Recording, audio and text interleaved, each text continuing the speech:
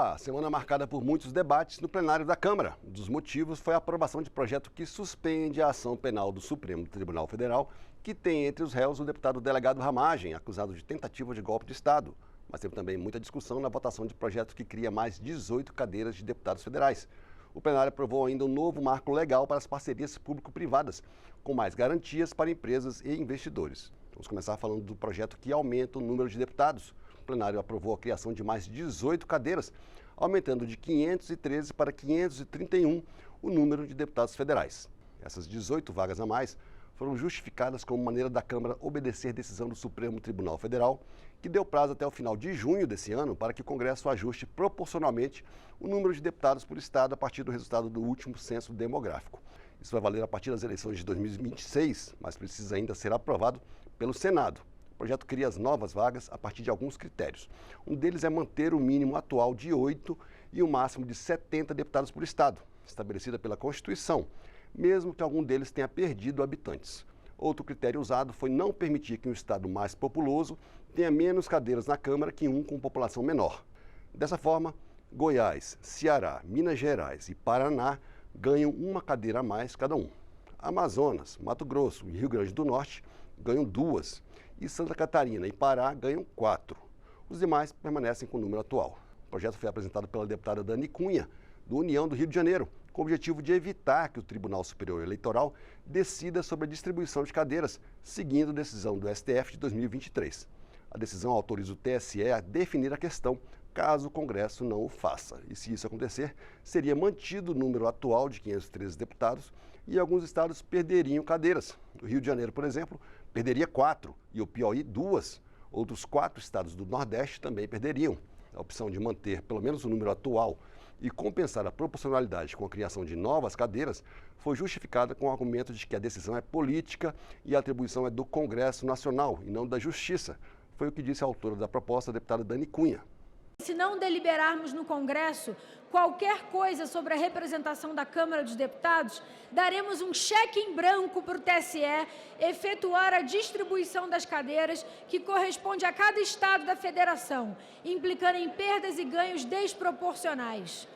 Os cálculos baseados no censo de 22, um censo mal feito, desordenado, implicaria que, por exemplo, o meu estado, o Rio de Janeiro, perdesse 10% de sua representação, mesmo tendo um aumento de população. O projeto recebeu parecer favorável do relator, deputado Damião Feliciano, do União da Paraíba. Segundo ele, o impacto orçamentário da criação das 18 cadeiras será de R$ 64 milhões por ano, recursos já previstos no orçamento da Câmara. O projeto foi criticado por deputados do PSOL, do Novo e do PL, que defenderam a manutenção dos 513 deputados atuais. Parlamentares da bancada de São Paulo também criticaram a proposta com o argumento de que mais vagas para outros estados aumenta a desproporção atual. Segundo eles, São Paulo deveria ter 111 cadeiras e não as atuais 70, limite imposto pela Constituição. Foi o que disse o deputado Kim Kataguiri, do União de São Paulo. A Constituição manda redistribuir as cadeiras, não manda aumentar o número de parlamentares. É aquela velha história do Brasil patrimonialista que, em vez de enfrentar os seus problemas, faz uma acomodação de interesses que é para ninguém perder e todo mundo continuar vivendo na mediocridade. Ainda dá tempo da sociedade se mobilizar para a gente derrotar esse projeto, que não só é uma aberração em tempos de crise, mas também prejudica especialmente o estado de São Paulo, cujo eleitor já chega a valer 11 vezes menos do que os estados menos populosos. A Câmara também aprovou e enviou para o Senado o projeto que altera regras de licitação e contratos de parceria público-privadas, como concessões de obras de infraestrutura, saneamento, transporte público, estradas e aeroportos. A proposta, que é discutida no Congresso desde 2017, faz diversas mudanças no marco legal das parcerias. Uma delas é menos exigências para projetos com valor inferior a R$ 50 milhões. Outra novidade é a repartição de riscos entre a concessionária e o poder público. O texto também facilita o reajuste dos contratos a partir de explicação justificada das empresas e dá mais garantias para os investidores privados. O único partido que se posicionou contra o projeto foi o PSOL. Um dos pontos criticados foi a possibilidade de estados e municípios comprometerem até 10% de sua receita líquida com esses contratos. Hoje, o limite é de 5%. Para o deputado Tarcísio Mota, do PSOL do Rio de Janeiro, o marco legal beneficia as empresas privadas e pode fazer com que prefeituras e governos estaduais fiquem com menos recursos para outras áreas como educação e saúde. Seguimos numa trajetória em que o recurso do fundo público acaba sendo drenado, em grande medida, para os lucros e pagamentos e ressarcimentos das instituições privadas que adquirem concessões e parcerias ditas público-privadas. O relator, deputado Arnaldo Jardim, do Cidadania de São Paulo, disse que as parcerias público-privadas são a saída para um país em crise fiscal. O Brasil vive uma crise fiscal há muito tempo. Nós temos revisto aquilo que é a função do Estado e cada vez mais de um Estado provedor, nós temos um Estado que é regulador, que é indutor das atividades. E o instrumento concessões e PPPs tem se revelado o instrumento mais poderoso, mais eficaz para promover o desenvolvimento. Mas o que rendeu mais debates no plenário essa semana foi o projeto que suspende a ação do Supremo Tribunal Federal, que tem entre os denunciados o deputado delegado Ramagem, do PL do Rio de Janeiro.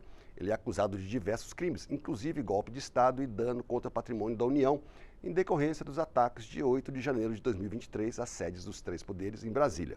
O projeto foi aprovado por 315 votos contra 143. A Constituição dá à Câmara o poder de suspender a ação penal contra deputado por crime cometido durante o mandato. É uma maneira de garantir a imunidade parlamentar. Essa suspensão só dura enquanto durar o mandato, ou seja, até o final de 2026.